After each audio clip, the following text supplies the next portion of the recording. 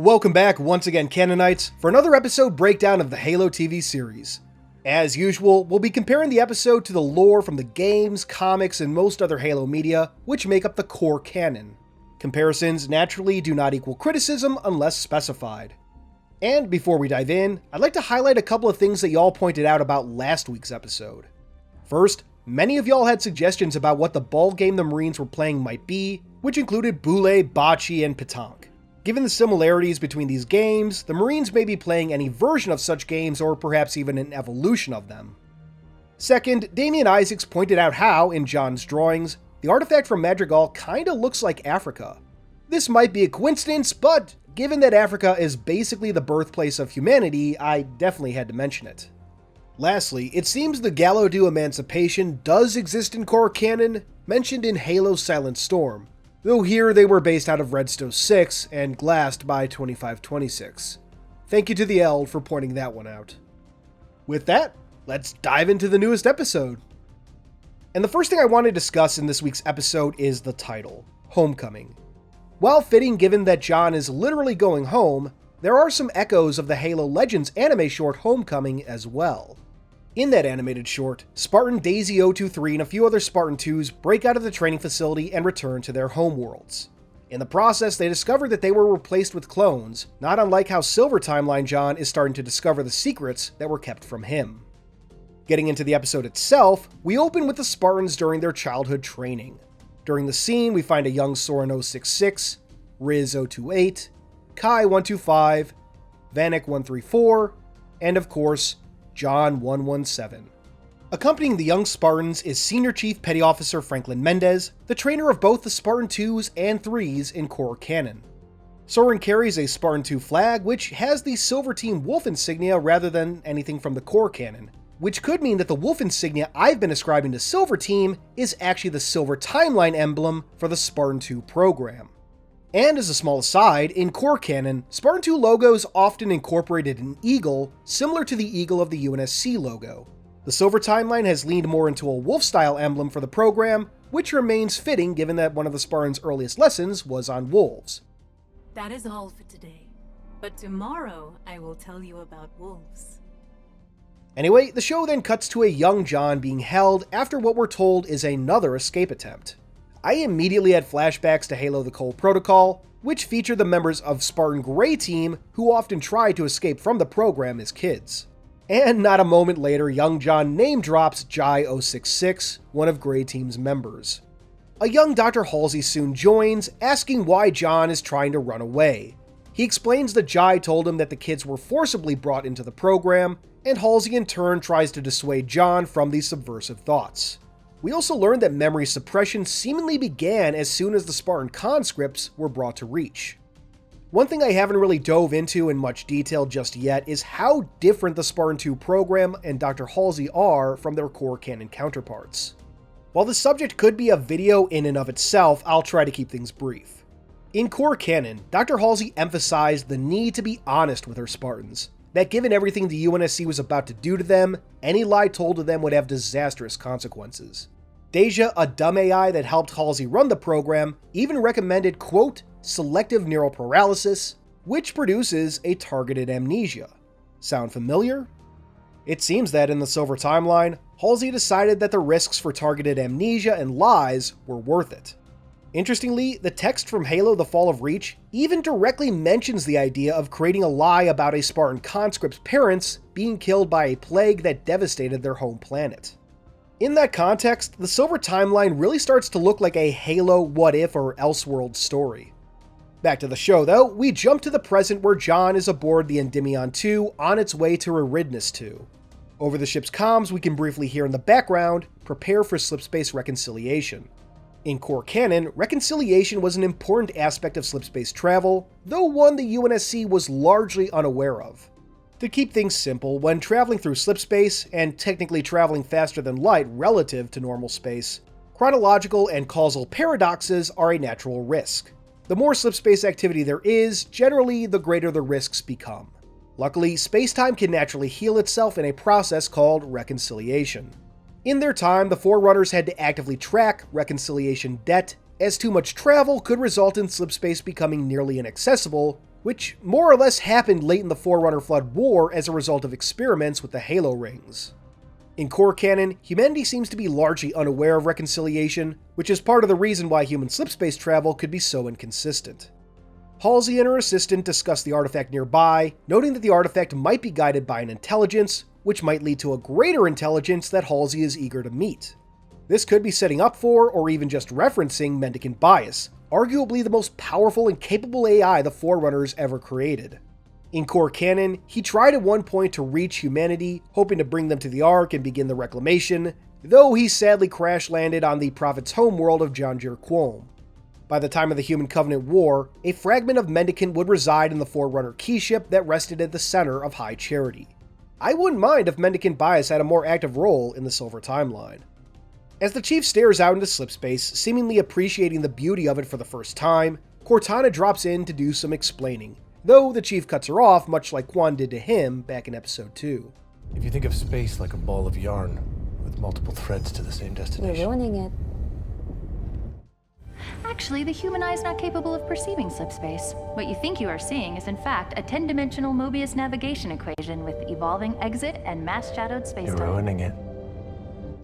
Dropping out of slipspace, we arrive at Eridanus II, John's homeworld, complete with Silver Timeline unique rings.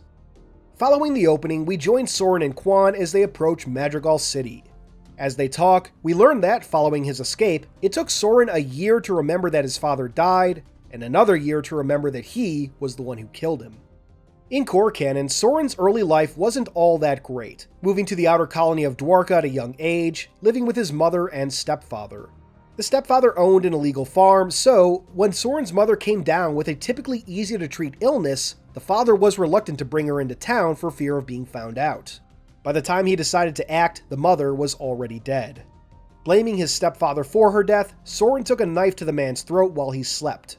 While that didn't kill him in core canon, he was dead weeks later from the same illness that took Soren's mother.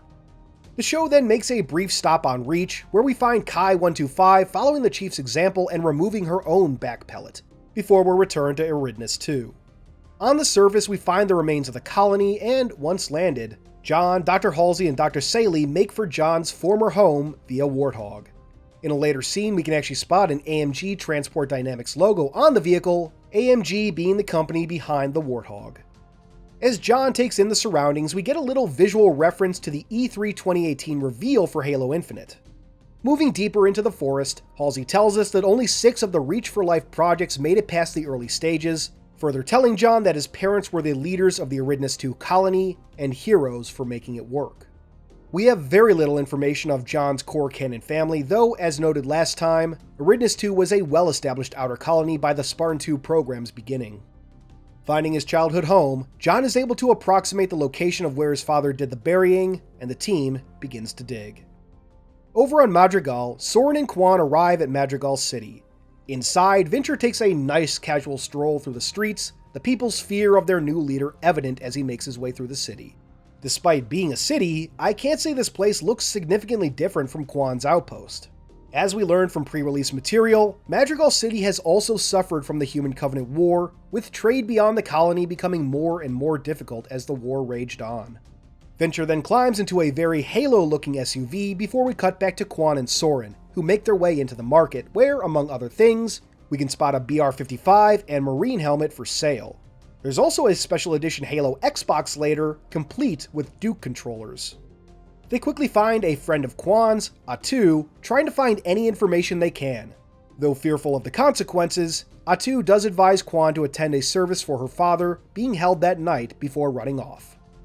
Returning to Reach, we join Kai-125 as she's cleaning her sniper rifle. As she is, the color of the grease she's using catches her eye, and if you recall the trailers, you know what comes next. Later on, Silver Team are asked to join Miranda as she tests to see if they get the same reaction from the Forerunner relic as John. And spoiler alert, they don't, so any theory I had about how Blessed Ones might work is basically down the toilet. Interestingly, when the Spartans enter, we can see that Vanek and Riz stand at attention, while Kai now stands with her hands at her sides, reflecting her new attitude now that she's free of the pellet. Riz is called in first, followed by Vanek. It might be nothing, but I did notice that Vanek seems to keep a close eye on Miranda while he's being tested. After Vanek naturally comes Kai, though when they're switching out, she and Miranda exchange a few words, prompted by Kai's new hair color. Kai then asks if Miranda dislikes the Spartans, and when asked what gave her that impression, she calls it a hunch, which opens the door to a little extra exposition on Silver Team. Kai explains that she's been studying military strategy since age 6, which all Spartan 2s would, incidentally, name-dropping Admiral Preston J. Cole as she does. In core canon, Admiral Cole was quite the storied hero, but, long story short, he was a formerly disgraced vice admiral whose commission was reactivated when Harvest fell to the Covenant. The UNSC figured that sending a disgraced admiral would allow them to shift the blame should Cole fail. However, Cole, leading a massive fleet, fought the Covenant back many a time, though often at great cost. Anyway, Kai continues, explaining that Riz can speak virtually every UEG language, and that Vonek's battlefield insight into plasma swords helped develop better marine armor. Some of this we actually saw indicated on the Halo the Series website, such as an after-action breakdown of Sangheili combat techniques from Vonek 134, or more recent updates talking about Riz 028 submitting a revised research paper to a science journal. Spartan 2s are highly educated and often brilliant minds. In core canon, at least one of the washouts, Fajad 084, published a scientific paper on slipspace physics. The scene comes to a close as Kai places her hand on the Forerunner relic to no reaction, while informing Miranda that she needs to look a little deeper to understand the Spartans. The Spartans then depart the testing chamber, the camera slightly lingering on the motto, "Together we prevail," practically shouting that the divisions within humanity will keep it from prevailing. Back on Eridanus, John successfully unearths what his father buried, which naturally turns out to be the drawings. They're found in a sample container for the Reach for Life program, which has a large RX-216 printed on it, a possible reference to the pilot from Halo Infinite, Echo 216. While Halsey wishes to analyze the drawings, John immediately heads for his childhood home. Inside, John begins looking around. Halsey, in the meantime, seems to be rather anxious. John then asks for Cortana's presence, asking if she can holographically recreate his home as it was when he was a child, which she's able to do by projecting it onto his HUD. Before the process starts, however, Halsey warns John that what he sees could just be a jumbled mess, that not everything you recall is reflective of real events. You can really hear the fear in her voice. John begins looking around, during which we get brief shots inside his helmet, showing both his HUD and the outlines of his visor, which I personally found pretty cool. We also start getting flashes of John's memories as he explores, one of which reveals that John was called Johnny as a kid. At another point, we can see several more of John's drawings, hung near another piece of paper, this one containing an SOS simulation readout. Additionally, it seems that readouts like this are what the paper that John draws on is meant for, each of his drawings having the same circuitry on it. We also discover that John's dog in this series is named Ellie, likely named after Ellie Bloom from the core canon, a childhood friend of John's who first appeared in the old Halo 3 Starry Night trailer as a child, and appeared again later in the Hunt the Truth audio drama. John soon reaches the edge of the simulation as he heads for his childhood room, Cortana saying she can't recreate anything more due to severe damage to the structure. Luckily, at least for John, his memories start flooding into his mind, seemingly brought to life before him, perhaps the result of his interactions with the Forerunner relic. As the memories continue, John sees himself as a boy wandering into a cordoned-off area. This might be the functional edge of the colony, perhaps the edge of the area that was successfully terraformed, making the land beyond dangerous. It makes sense not to set up the solar farm on usable land. As John wanders further, he comes across a non-natural cave formation containing the other Forerunner relic. We return to John's childhood home, where he suddenly hears the slight ringing of a coin. Like in core canon, we see the coin flipped, John grabbing it out of the air, then claiming the result. Unfortunately, at least to me, the scene takes more inspiration from its Fall of Reach the animated series counterpart, rather than the version in the books. So, time for another tangent. In the book Halo the Fall of Reach, when establishing her Spartan program, Dr. Halsey and her team go to directly observe the candidates. When meeting with John, Halsey tests him with a coin toss. She flips the coin, John grabbing it out of the air, calling the result, and proven correct. In the animated version of this scene, Halsey just flips the coin a lot and John keeps getting it right. The former version emphasizes John's skill and ability, while the latter just shows us that John is smart. Obviously, I have an attachment to the original material, but I feel that this watering down of the coin toss does do real disservice to John as a character. The show isn't quite as egregious as the animated series was, but it is still a lamentable change.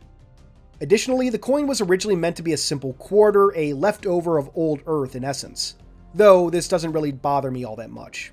The back of the coin has the UNSC logo, while the front has the UNSC Navy logo. Along the edges, we can find the mottos, "Together we rise, together we prevail," and "Today, tomorrow, forever." The memories come to an end, revealing Dr. Halsey meeting with a young John in his parents' home and asking that their meeting be kept secret. Outside, John reveals that he saw Halsey in his home with him as a child, and while she attempts to brush it off as memories essentially bleeding together, it doesn't seem like John is buying it. Jumping back to Reach, we find ourselves in Miranda's wing, Covenant bodies and samples all around, including these jarred Legolo and this full frontal Sangheili body. In the background, we can spot a Type 51 Covenant carbine, a Type 25 plasma rifle, and a Type 33 needler, complete with extracted needles. While traditionally pink, the needles here are much bluer, more in line with the Halo CE version of the needler. On nearby screens, we can additionally see a Type 25 plasma pistol. Later on, Kai picks up what might be a plasma grenade, which are bloody massive. Kai, now able to feel, first looks at the dead elite before grabbing another needler, claiming the weapon as her favorite. As she basically geeks out about the weapon, she references the needler's ability to track living targets and their explosive nature. You pull the trigger. Somehow, they just know how to target living tissue. As soon as the needles hit the target, they super combine and bam! Putting the needler down, Riz then asks Kai about the Covenant name for needler, which, given her own work with the Sangheili language, inspires Miranda to ask the Spartans to share any additional Covenant words they might know. Cutting back to Madrigal, we find ourselves at Jin Ha's memorial. I would guess the practices depicted here are based on something real, but I'm fairly ignorant about funerary traditions in general, so if anyone knows, I'd love to hear about it in the comments below. Kwan soon spots one of her father's generals, a woman named Agatha, and asks after the rest of her father's forces. As I'm sure y'all have guessed, Jin's generals are dead or in hiding, and the rebellion is finished. Kwan gets upset, calling everyone present traitors to the cause, even accusing Agatha of selling out the rebellion, which might not be all that untrue, but we'll see, though Venture's security forces soon roll in. While others are beaten, Soren is more than able to protect Kwan and get her out. Unfortunately, Soren soon finds that his ship is being scrapped for parts by Venture's goons. Soren is just about ready to drop Kwan's quest and get his ship back, but Kwan convinces him to stay as she decides to seek out her aunt, the one who controls the family money. Meanwhile, Venture decides to add to the growing number of ass shots in the show with one of his own, as he calls in one of his goons, a woman named Franco, to eliminate Kwan. Specifically, he wants her eliminated quietly and discreetly, avoiding any chance of making a martyr out of her. Arriving at her aunt's place, Kwan and Soren are initially met with hostile force, though Soren is more than able to neutralize the threat. Kwan's aunt then appears and invites everyone in to talk. While they do, Soren goes to see about his ship. Back on Reach, with the help of the Spartans, Miranda has been able to make some progress on the Sangheili language. And from there, much of the scene dives into the dynamic between Miranda and the Spartans. We learn that Halsey never really let Miranda near them, hence why she never thought to ask them about the Sangheili language, and moreover, that Miranda always wondered why Halsey seemingly chose the Spartans over her own daughter. This eventually prompts some backstory on the Spartans, revealing that they were all given pets as children. While that initially sounds very heartwarming, we soon find out that these pets were part of a training exercise, and the losers would have to execute their pets. On the bright side, Vanek never lost, but he still didn't get to keep his pet, a pig named Ivan the Terrible. As he notes, Spartans must be bonded to one another, and nothing else.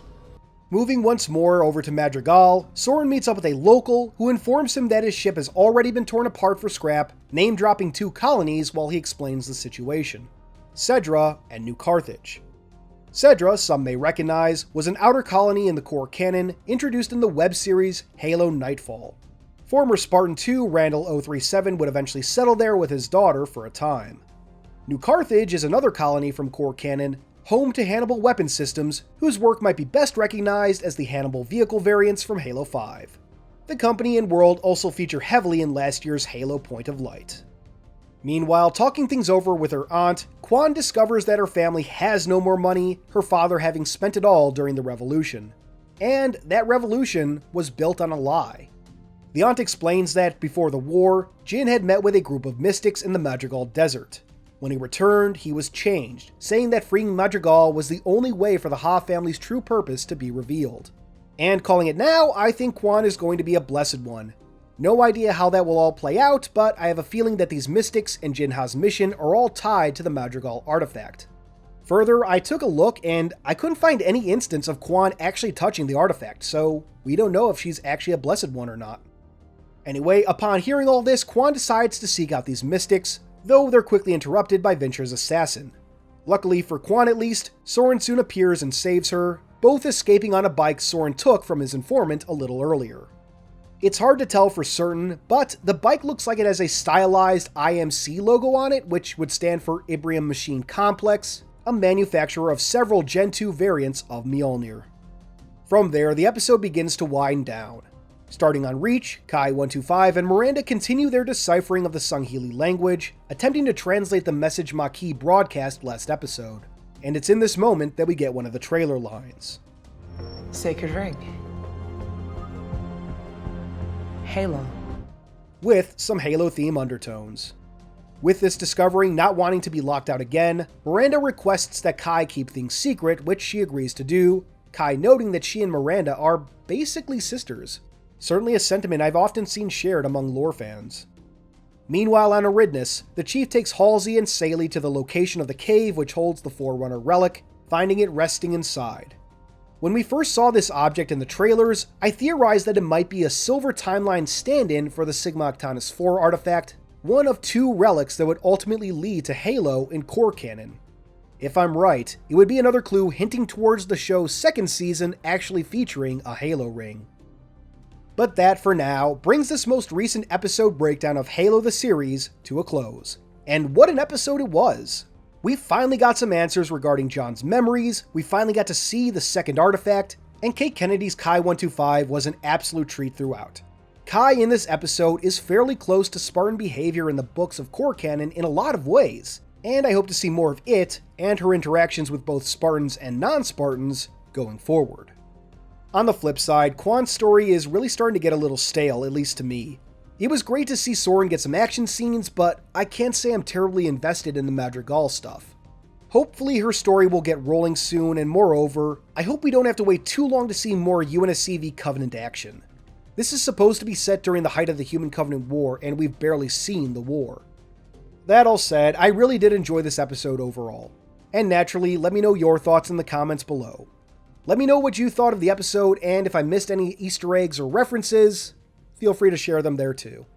For now, this has been Halo Canon, and I'll see you all next time.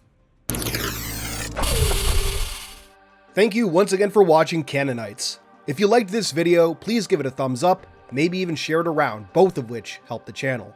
And if you aren't subscribed already, consider becoming a fellow Canonite and hitting that notification bell so you won't miss any future videos. Halo Canon now has a Discord server, which you can find linked in the description box below. If you like discussing any aspect of Halo's lore, well, that's what we specialize in. Thank you all once more, and keep on being awesome.